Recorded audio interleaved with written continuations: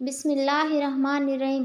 حضرت جابر رضی اللہ تعالیٰ عنہ بیان کرتے ہیں کہ رسول اللہ صلی اللہ علیہ وآلہ وسلم نے فرمایا، جنتی جنت میں کھائیں گے پئیں گے، لیکن نہ وہ تھوکیں گے، نہ ہی انہیں بول و براز کی حاجت ہوگی، اور نہ ہی ان کی ناک کی علائش نکلے گی۔ صحابہ نے عرض کیا تو پھر کھانا کدھر جائے گا؟ فرمایا ڈکار اور پسینہ کستوری کی طرح ہوگا، وہ اس طرح آسانی اور تسلسل کے ساتھ تسبیح و تحمید کریں گے جس طرح تم سانس لیتے ہو۔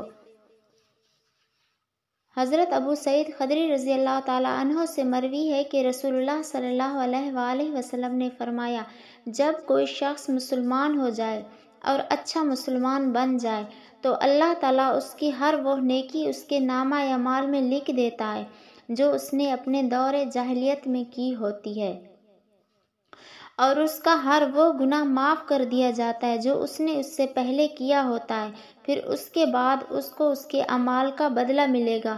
نیکی کا ثواب 10 گنا سے 700 گنا تک ہوگا، اور برائی کا بدلہ برائی کے برابر ہی ہوگا۔ اللہ تعالیٰ چاہے تو اسے معاف بھی فرما دے۔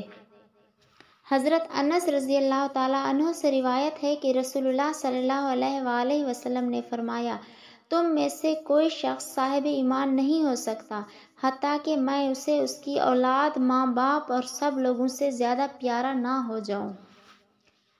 اللہ تعالیٰ ہمیں ان حدیث پر عمل کرنے کی توفیق عطا فرمائے اور اپنی زندگیوں کو سنوارنے کی توفیق عطا فرمائے۔ آمین ثم آمین۔